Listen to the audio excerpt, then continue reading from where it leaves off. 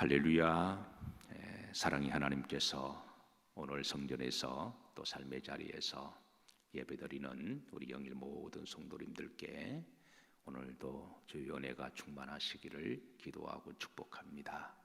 자, 오늘 우리에게 주신 말씀입니다. 시편 14편 전체 주제는 세상에서 가장 어리석은 자의 심리와 특징이라고 하는 말씀을 지난번에 함께 나누었어요. 1절에 보시면 어리석은 자는 그 마음에 이르기를 하나님이 없다 하도다 그랬습니다. 그래서 지난번에 네 가지를 살폈습니다. 어리석은 자는 누가 어리석은 자냐?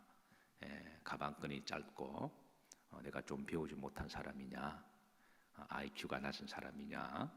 성경은 아니라는 거예요. 성경은 여기 대해서 분명한 정의를 말씀해 줍니다. 어리석은 자, 세상에서 가장 어리석은 자는 첫 번째, 하나님이 없다라고 말하는 사람, 이런 사람이 가장 어리석은 사람이다. 두 번째는 그들의 영은 부패하다. 우리가 하나님을 만나지 못하고 예수님 만나지 못하면 인간의 이 본연의 원죄를 해결할 길이 없습니다. 인간 속에 있는 죄성, 이 원죄의 마귀의 죄의 속성을 그건 해결할 길이 없어요. 그래서 아무리 공부를 많이 하고 뭐 공부를 조금 잘하면 다 하나님 볼 때 또치기 개치기죠. 우리 사람들끼리 뭐 서울대학 나오니 뭐 스카이대학 나오니 그러지만 하나님 보실 때는 다 또치기 개치기죠.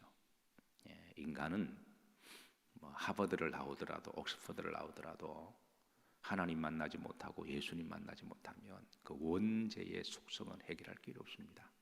그래서 그 영은 부패합니다. 세 번째는 그의 행실은 가증합니다. 그러니까 원죄가 해결되지 않는 선행은 그건 다 제한적이고 다른 목적을 따라서 선행을 베푸는 거지, 자기 이익이 있으니까 선행을 하는 거지 본질적으로 하나님 보실 때는 다 가증한 행위들인 거죠. 네 번째는 선을 행하지 않습니다.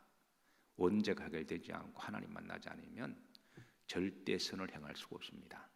자, 이 네 가지 특징을 성경은 말씀해 주시고 있고요. 오늘 다섯 번째입니다.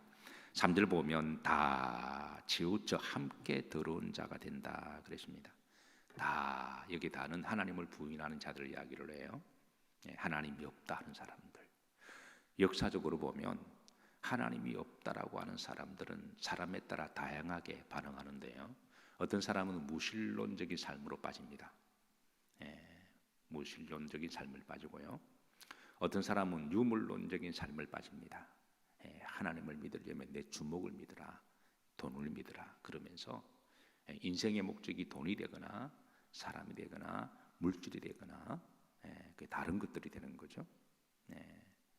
또 하나님이 없다라고 하는 사람, 어떤 사람들은 공산주의로 빠져요. 공산주의로 빠집니다. 공산주의자들이 다 하나님 부인하는 이들이거든요. 또 하나님이 없다라고 하는 사람들은 어떤 사람은 진화론자로 빠집니다. 또 하나님이 없다라고 하는 사람들은 어떤 사람은 우상숭배자로 빠져요. 그러니까 이 하나님이 없다 이거로 끝나는 게 아니라 다 치우쳐져, 다 이상한 쪽으로 빠지는 거예요. 어떤 사람은 이런 쪽으로 치우치고 어떤 사람은 저런 쪽으로 치우치고, 그래서 다 치우쳐 함께 뭐한 자가 되고 더러운 자가 되고 그랬습니다. 이 더럽다라고 하는 것은 영적으로 원죄 문제가 해결되지 않으면 다 더러운 자입니다. 하나님을 부인한 자들에게는 조금 죄송한 말입니다만은 이게 영적으로 그렇다라는 거예요. 그리고 어느 쪽으로 치우칠 수밖에 없습니다. 왜냐하면 절대 진리가 없기 때문에 그래요. 그래서 하나님을 신실하게 믿는 사람은 우리의 가치관과 절대 기준은 말씀이 있는 거죠. 그래서 이 말씀을 제대로 모르는 사람은 그냥 이렇게 다 치우치는 거죠. 예수님을 믿는다고 하면서도 한쪽으로 치우치는 것은 그는 말씀을 잘 모른다고 하는 것과 똑같은 겁니다. 다 치우쳐 함께 더러운 자가 되고 우리나라 말에 끼리끼리라는 말이 있습니다. 그러니까 하나님을 부인하는 자들은 저들끼리는 말이 통하고 영이 통하는 거예요. 여러분, 무신론자하고 공산론자하고 통합니다. 진화론자하고 공산주의자들하고 아주 친해요. 역사적으로 보면 그렇습니다. 왜냐하면 하나님을 부인하는 것은 같은 거니까. 저들끼리는 말이 통하고 그게 영이 통하는 거죠.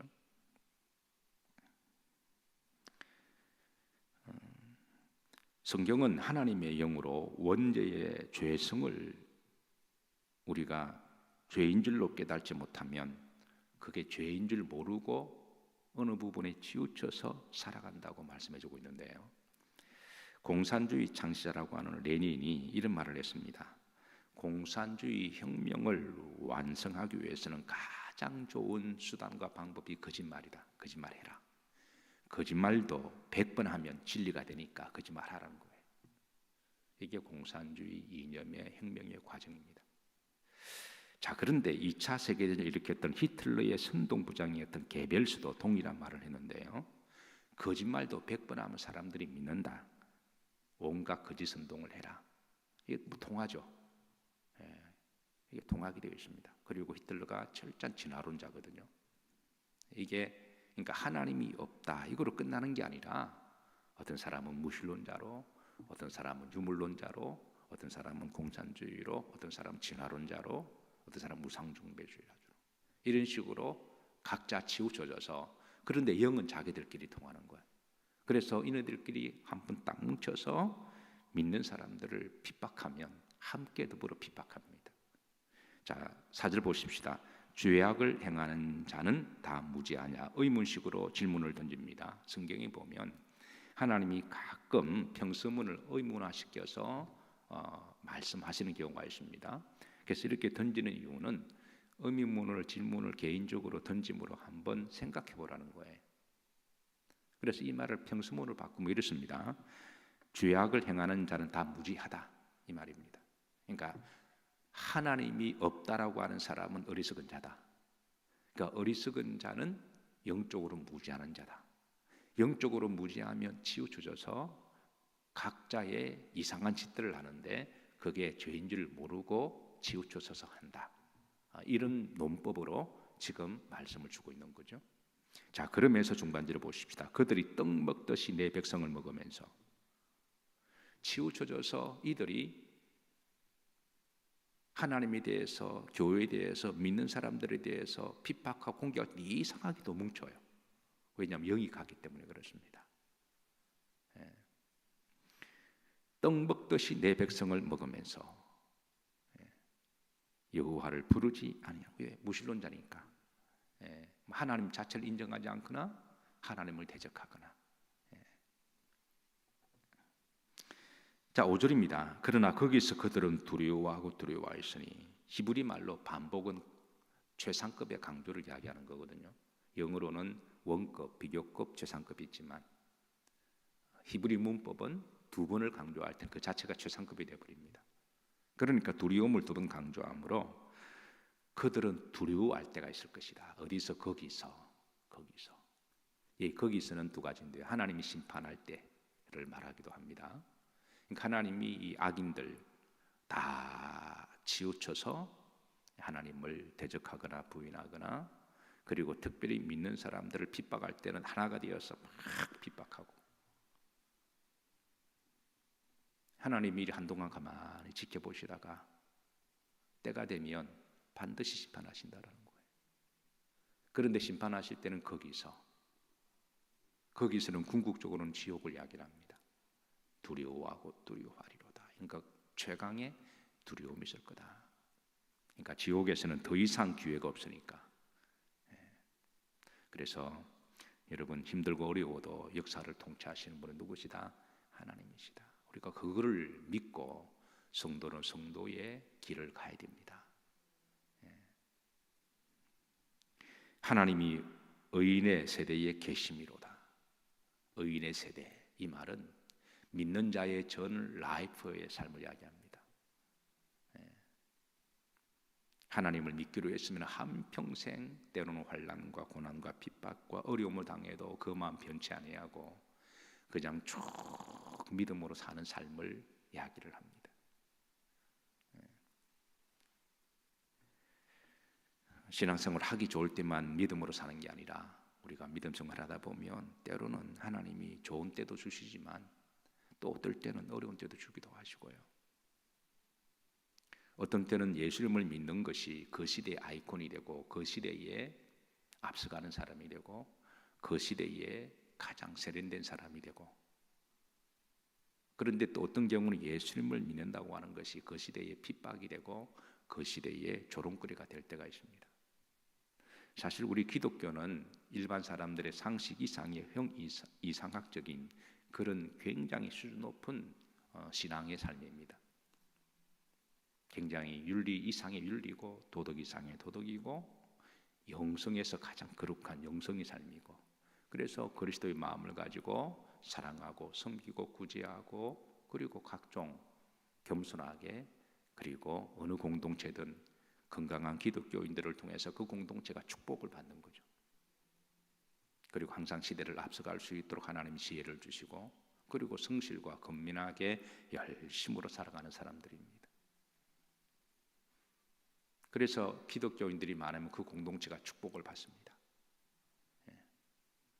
그런데 또 어떤 경우는 악한 영에 미혹되든 또 한쪽으로 다 치우친 사람들이 기독교를 막 공격하고 핍박할 때 또 어려운 때가 있을 수도 있습니다. 역사적으로 보면 그럴 때도 의인의 세대에 믿음으로 살아가는 것, 하나님이 나를 축복하실 때도 우리가 믿음으로 살아가고, 또 우리가 시절을 잘못 만나서 어려움을 당해도 그래도 어렵다고 힘든다고 방황하거나 고민하거나 시험 들지 않거나 왔다 갔다 하지 않고 환난과 핍박 중에도 그게 신부의 마음이잖아요. 한번 신랑에게 마음 줬으면 끝까지 주는 거지.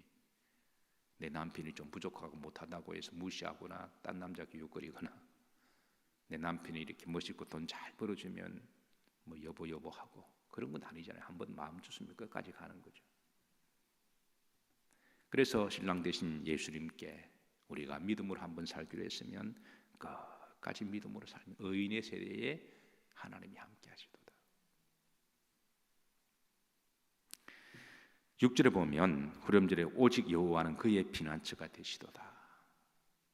의인들의 피난처가 되시도다. 때를 따라 은혜를 주시고 때를 따라 기쁨을 주시고 때를 따라 감사를 주시는 하나님이십니다. 7절에 보십시다.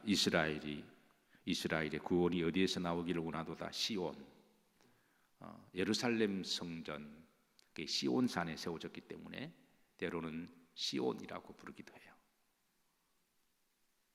이스라엘의 구원이 성전에서 나오기를 원하노다. 이런 성전 신앙을 강조하고 있는 거죠. 아무리 힘들고 어려워도 성전에서 하나님을 바라보고 하나님께 기도하고 여호와께서 그의 백성을 포로된 곳에서 돌이키실 때에 야곱이 즐거워하고 이스라엘이 기뻐하리로다. 하나님은 때가 되시면 회복해 하시는 하나님이시니까. 그래서 말씀을 정리합니다. 이 세상에서 가장 어리석은 사람이 누구냐? 하나님이 없다라고 말하는 사람들. 이 세상에서 가장 속고 살아가는 사람이 누구냐? 하나님이 없다라고 하면서 어떤 사람은 무신론적 삶을 살아가는 사람들, 어떤 사람은 우상 숭배하는 사람들, 어떤 사람은 진화론적인 삶을 살아가는 사람들, 어떤 사람은 공산주의적인 삶을 살아가는 사람들, 어떤 사람은 유물론적인 삶을 이런 사람들이 가장 속고 치우쳐서 살아가는 사람들이고, 이 세상에서 가장 저주받은 사람이 누구냐? 바로 하나님이 없다라고 하는 사람들. 결국 갈 곳은 지옥이니까. 반면에 이 세상에서 가장 지혜로운 사람이 누구냐? 하나님은 살아계시고, 하나님은 살아계시고 예수님을 나의 구주로 믿는 사람들. 이 세상에서 가장 축복받은 사람이 누구냐? 하나님께서 나의 아버지가 되시고 그리고 우리를 하나님의 자녀로 부르신 소명 따라 사명 따라 살아가는 사람들, 이런 사람들에게 하나님께서 예비하신 때를 따라 피난처도 있고 은혜도 있고 기쁨도 주시고, 그리고 우리들을 위해서 영원한 본향을 예비하시는 하나님이십니다. 어차피 우리 인생은 고개 한번 돌리면 10년, 20년 휙휙 지나가잖아요. 어차피 우리 인생은 화무시비롱이고 우리의 영원한 본향은 하나님의 나라입니다. 오늘 하루도 심령 깊은 곳에서 하나님은 나의 아버지가 되시고 예수님의 보혈의 은총을 감사하시고, 그리고 하나님은 의인의 세대에 계시고 믿는 자들의 피난처가 되시고 때를 따라 기쁨도 주시고 은혜도 주시고 역사를 통치하시고 주관하시는 분은 하나님이심을 믿으시길 바라고, 오늘도 주신 사명 잘 감당하시는 하루가 되시기를 주의 이름으로 축복합니다. 기도합니다. 사랑의 주님, 부족한 저희들을 하나님 은총으로 택하여 주셔서 우리 영혼 깊은 곳에 믿음을 주심을 감사드립니다. 영적으로 깨어있게 하여 주셔서 천지 만물을 창조하시고 주관하시는 분은 하나님이시며 우리를 죄에서 구원하시는 분은 예수 그리스도이시고 믿는 자들에게 성령을 주심으로 날마다 우리의 영을 지켜주시고 우리를 인도해 주심을 감사드립니다. 오늘도 예수님 안에서 범사에 감사하고 기쁨과 성령 충만하게 살아가게 하옵시고, 우리 삶의 자리가 선교지가 되게 도와주시고 선교사적인 소명을 가지고 살아가게 하옵소서. 모든 영광 우리를 사랑하시고 구원하시는 예수 그리스도의 이름으로 기도하옵나이다. 아멘.